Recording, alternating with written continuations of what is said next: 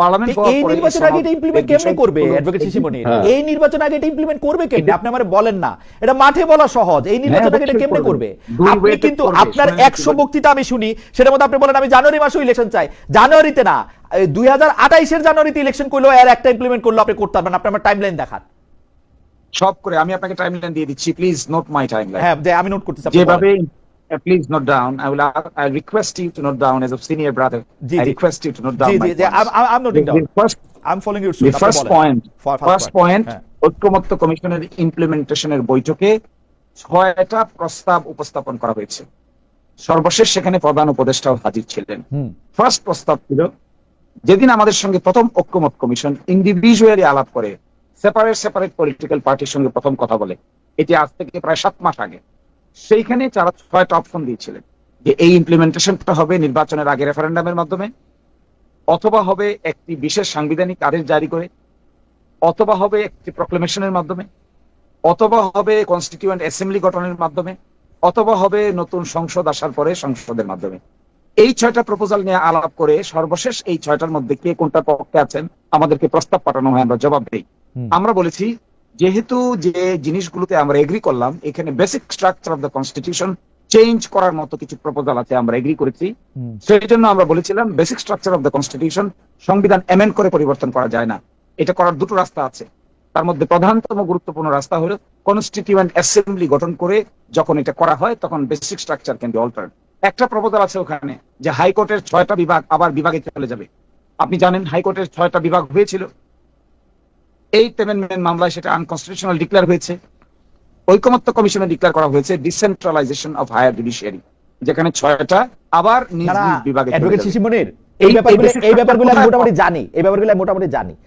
এখন ঘটনা হইতেছে যে আপনি 6টা প্রস্তাব দিচ্ছেন, সেই 6টা প্রস্তাবের মধ্যে বিশেষ সাংবিধানিক একটা জিনিস আছে, যে বিশেষ সাংবিধানিক পরিবর্তন আপনি এটা করবেন কিনা। আপনি এখন তো একটা গণঅভ্যুত্থান হয়ে যাওয়ার পরে এই সংবিধানের মাধ্যমে উপদেষ্টারা আছে না 106 এর মাধ্যমে আছে, এগুলি নিয়ে তর্ক করে তো তর্কের শেষ নাই। এখন ঘটনা হইতেছে যদি আমরা একটা ইলেকশন চাই, আপনারা কি এই দাবি করতেছেন যে প্রথমে একটা গণপরিষদ নির্বাচন কইরা তারপরে সংবিধানটা নতুন করে রাইখা নতুন করে আইনা তারপরে আবার একটা ইলেকশন করতে?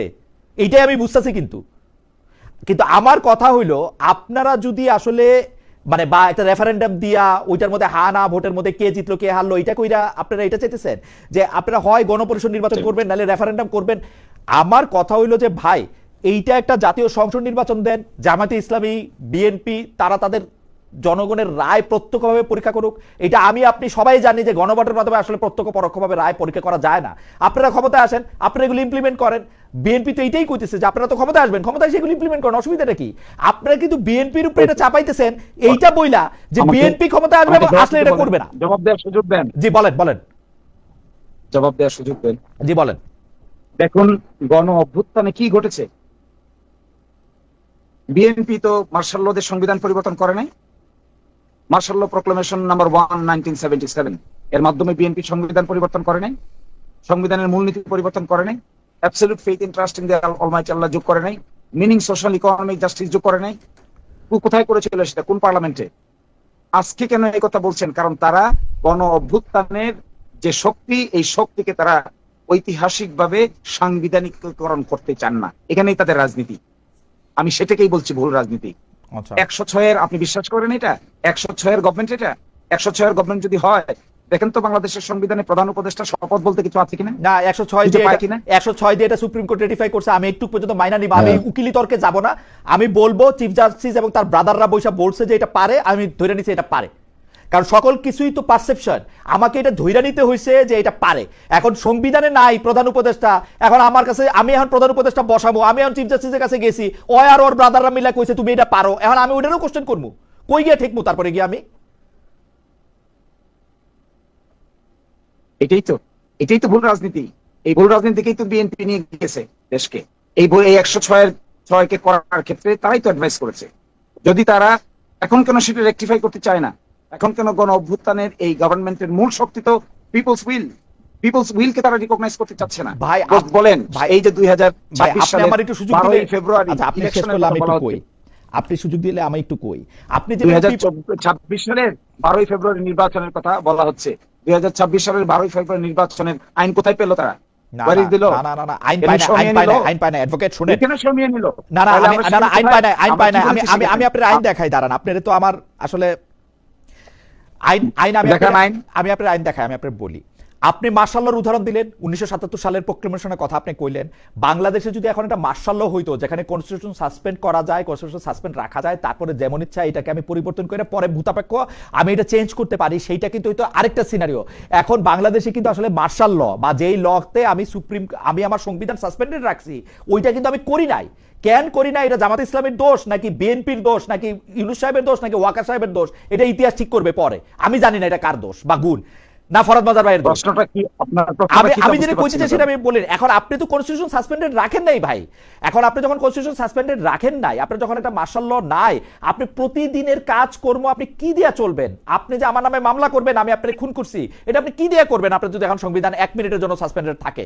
কি করবেন আপনি আমারে বলেন আপনাকে তো একটা ভান কইরেই যাইতে হবে যে না আমার একটা সংবিধান আছে তাহলে আপনাকে শুনেন তাহলে আমার প্রশ্নের আনসার শুনেন বলেন তাহলে আপনি আমাদের কনস্টিটিউশনাল জার্নির পার্ট গুলো সম্পর্কে আমি ধরে নিচ্ছি আপনি 100% ওয়াকিবহাল আপনি বাংলাদেশের সংবিধানের 153টা অনুচ্ছেদ এটলিস্ট 90% ওয়াকিবহাল আমি ধরে নিচ্ছি 100% because you are my senior brother happen to be the legal career 153 constitutional প্রভিশনের মধ্যে একটু কনস্টিটিউশনটা খুলে একবার বসেন আমরা বারবার বসেছি 57টা অনুচ্ছেদ ইতোমধ্যে অ্যাব্রোগেটেড হয়ে গেছে by way of action of the state and by the mass movement জনগণের পাওয়ারকে রিকগনাইজ করা ছাড়া আগামীতে বিএনপি কেন সকল রাজনৈতিক দলের সামনে জনগণের কনস্টিটিউয়েন্ট পাওয়ারকে রিকগনাইজ করা ছাড়া বাকি যত আর্গুমেন্ট করা হবে সবই গুজামিলের আর্গুমেন্ট যদি এই গুজামিলটা রেখে সামনের দিকে অগ্রসর করা হয় আমাদের কনসার্নটা দেখেন ভাই আমাদের কনসার্নটা not to create any obstacle in holding general elections আমাদের কনসার্ন হলো আমরা জানুয়ারিতে নির্বাচন চাই আমরা ডিসেম্বরে নির্বাচন চাই আমরা ফেব্রুয়ারি 12 তারিখে নির্বাচন চাই আমরা 48 ঘন্টার ভিতরে এই কমপ্লেক্সিটি দূর করে ফেলা সম্ভব এই কমপ্লেক্সিটি আগামী 72 ঘন্টার ভিতরে দূর করে ফেলা সম্ভব 72 ঘন্টার ভিতরে দূর করেন এটা একটু বলেন তো এটা problem solve let's proceed further where is the problem further proceed বলতে যে মানে আমরা কি এখন কনস্টিটিউশনটাকে উইথেল রাখবো কি করব এখন কিছুই করবেন না আপনি কনস্টিটিউশনের অতীতে যা করেছেন তাই করবেন আপনি সফার প্র্যাকটিকেবল জুলাই সনদের যে কয়টা বিধানের সঙ্গে সংবিধান সাংঘর্ষিক আছে এই কয়টা বিধানের উপর জুলাই সনদকে সুপ্রিমেসি দিবেন that is done this is the way we have done সেটা তো অ্যাডভোকেসি বলেন এটা তো অলরেডি আপনি বলছেন 57টা অনুচ্ছেদ অলরেডি লঙ্ঘিত হয়ে গেছে এই 57টা অনুচ্ছেদ আপনি কিছু করেন আর না করেন এখন যদি আপনি চুপ করে বসেও থাকেন আপনাকে এটা রেটিফাই করতে হবে কিন্তু আসলে না করলে আপনার ঝামেলা আছে আজকে না হোক 20 বছর 25 বছর 30 বছর পর আপনার ঝামেলা আছে আপনি যেটা করবেনই কিন্তু এইটা করার ক্ষেত্রে কোন ওয়েতে এটা করা হবে কেমনে এটার মধ্যে থেকে এটা করবে বিএনপিও কিন্তু বড় ঝামেলায় পড়বে বিএনপি কিন্তু সুখে থাকবে তা না সবাই ঝামেলায় পড়বো আমরা মানে এই 57 অনুচ্ছেদের মধ্যে সবাই ঝামেলায় পড়বে আমি এইজন্য বলছিলাম ভাই আমি এইজন্য বলছিলাম যে নেগেটিভ রাজনীতি থেকে বের হয়ে আসলে যে দুইটা তিনটা ওয়ের কথা বলা হচ্ছিল একটা ছিল রেফারেন্ডাম আর একটা ছিল স্পেশাল কনস্টিটিউশনাল আদেশ এর মাধ্যমে সবাই ঐক্যমত্য হয়ে এটা যা হয়ে গেলে would have been solved within 48 hours আমি কিন্তু অ্যাডভোকেট মনির আপনার সঙ্গে আমার আসলে আলাদা করে বসতে হবে আমি কিন্তু বুঝতেছি না আর্গুমেন্টটা কথা কারণ বিএনপিও তো এটা নিয়ে ঝামেলা পড়বে বিএনপি কে এটা রেটিফাই করতেই হবে বিএনপি তো এটা নিয়ে বসে থাকতে পারবে না সংবিধানের মধ্যে একই পৃষ্ঠায় আমিও মনে করি 57টা অনুচ্ছেদের 57টা এবং ভয়ঙ্কর ভয়ঙ্কর অনুচ্ছেদ মানে শেখ হাসিনা শেষ দিকে যে সংবিধানটা এমন জায়গায় নিয়ে গেছে এর জন্য এক একজনের 7 বার 8 বার করে ফাঁসি হবে এখন এই জায়গাগুলি তো সবগুলি ঠিক করতে হবে বিএনপি তো এটা দ্বিমত করে নাই ভাই আপনি কোথায় দ্বিমত পাই না আমি তো পাই নাই দ্বিমত করছে তো দ্বিমত তো করছেন সর্বশেষে ওই দিন দেখলাম হঠাৎ করে বলতেছেন ঠিক আছে সনদের প্রাধান্য দেওয়া যাবে কি যাবে না এই ব্যাপারে আমরা আরেকটা 106 এ প্রেসিডেন্টের মাধ্যমে আমরা মাননীয় প্রধান বিচারপতির কাছে আরেকটা অ্যাডভাইজারি অপিনিয়ন পাঠাই আবার মাথায় বিএনপির আর্গুমেন্ট হলো we are within the constitution কিন্তু কনস্টিটিউশন যে অ্যাব্রোগেট হয়ে গেছে কনস্টিটিউশন যে ইতোমধ্যে 57টা এটা কি তাদের জন্য ডেঞ্জার না সেটা তো আমরা রেট্রোস্পেক্টিভ ঠিক করে নিব সেটা তো আমরা ভূতাপেক্ষ ঠিক করে নিব ভাই এই বিশ্বাসটা আপনারা কেন রাখতেছেন না বিএনপি আচ্ছা ঠিক আছে যাক আপনার সঙ্গে এটা নিয়ে আমার আলাদা করে অনেক কথা হইতে হবে এটা নিয়ে আমি মনে হয় আমার মনে হয় যে ডেফিনেটলি এটা নিয়ে আসলে আপনার সাথে আমার কথা বলার আছে